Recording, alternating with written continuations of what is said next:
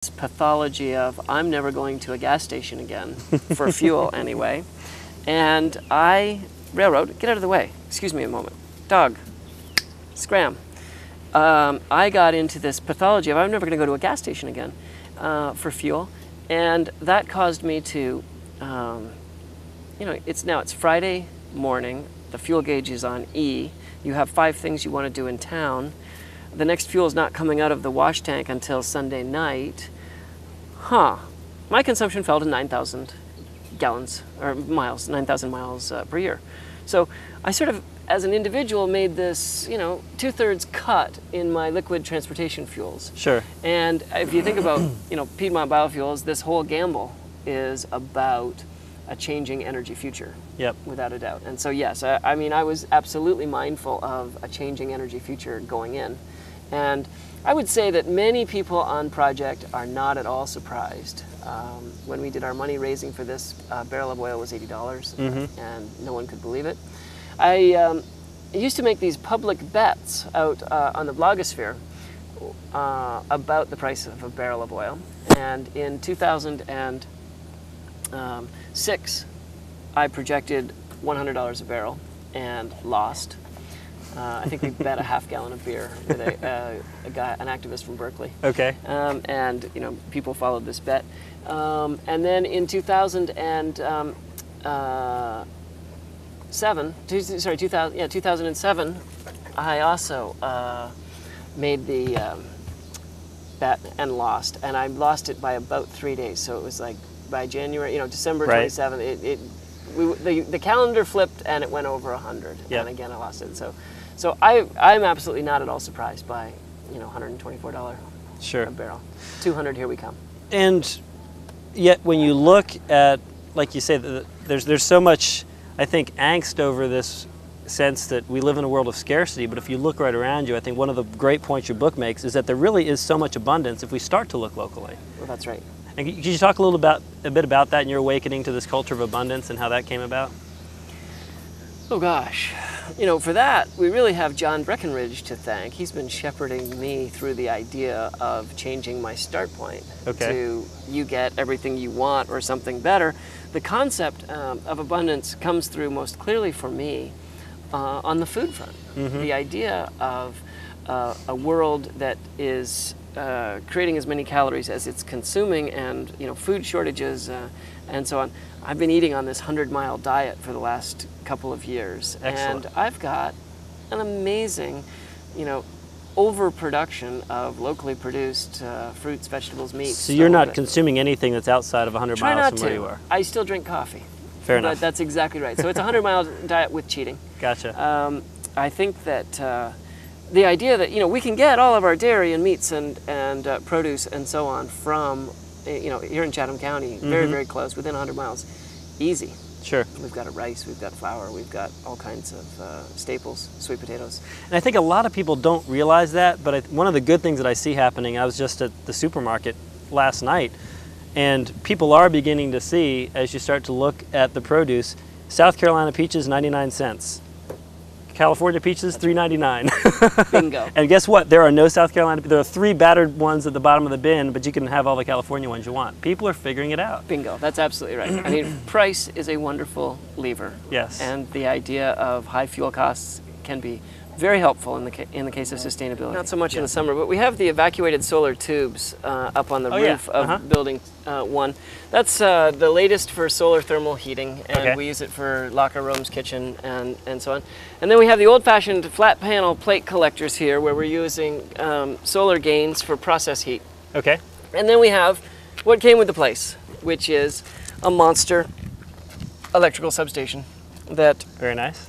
Is about, I would say, according to my calculations, probably 15 times larger than anything we would need. I.e., we could run this place on a little meter like the one you have at your house. Really? Yeah, we don't need this at all. Fantastic. This is exactly right. Wow. So, anyway, I sometimes like to stop there and talk about the renewable side of things. You recycle a lot of your reagents and so forth? Well, we're working on that. When making biodiesel is about moving big liquids around. Right. So essentially, in comes a truck full of feedstock, we buy methanol, and out with the glycerin, right? So Yep. the issue is that the glycerin cocktail that comes off of biodiesel is largely worthless. And it is, there's always something wrong with it. So if you want to feed it to animals, there's too much methanol. If you want to run it for boiler fuels, there's too much water. If you want to, you name it, it's not working. And so what we're building here is a biorefinery.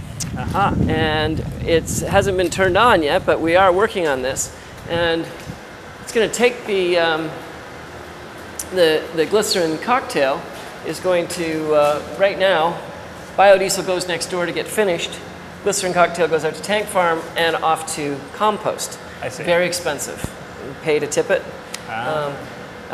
When we get the biorefinery turned on, we're going to go into this tank, and fumes are going to go up, going to come over, they're going to come and condense down. We got a leak in our condenser, that's why it's not working right now. So instead of having water dropping out, that will be methanol dropping out, and the methanol will get back, which will help the carbon footprint of our fuel, and will also have a nice impact on our operating costs. Excellent. Gives me a new top-line product. Gives me, basically what we're doing is sorting that cocktail out. It's true. But I love this, hometown security. Yeah.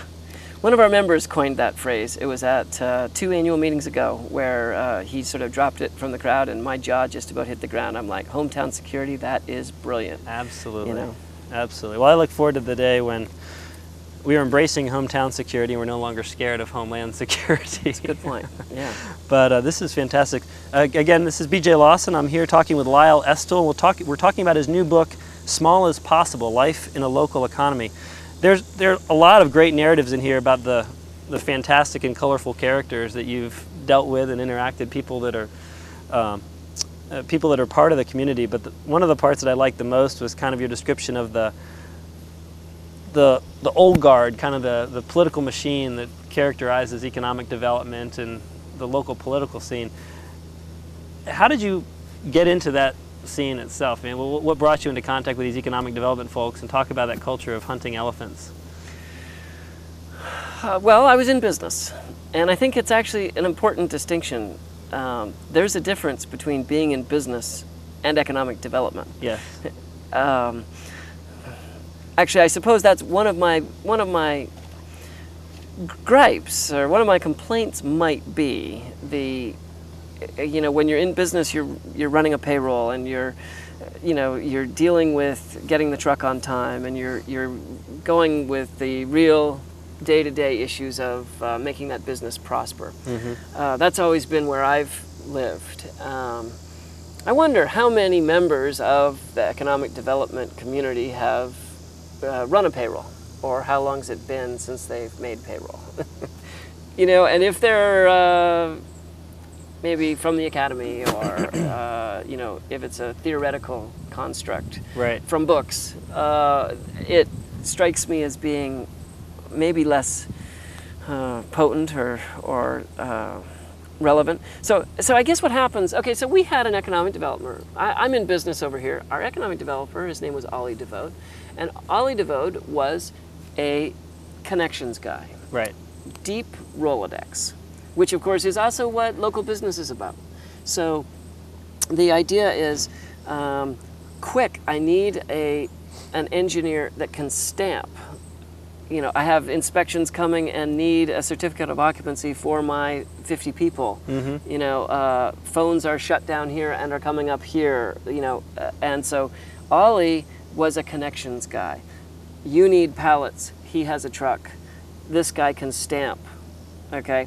And that to me was actually really valuable. That was my entree into economic development. Now, Ollie moved away, and all of our economic development efforts since then have been much more theoretical. Mm-hmm. Economic developers from out of town, so like an out-of-town economic developer, well, you don't have a Rolodex. Right. You don't know who's got pallets. You don't know who has the truck.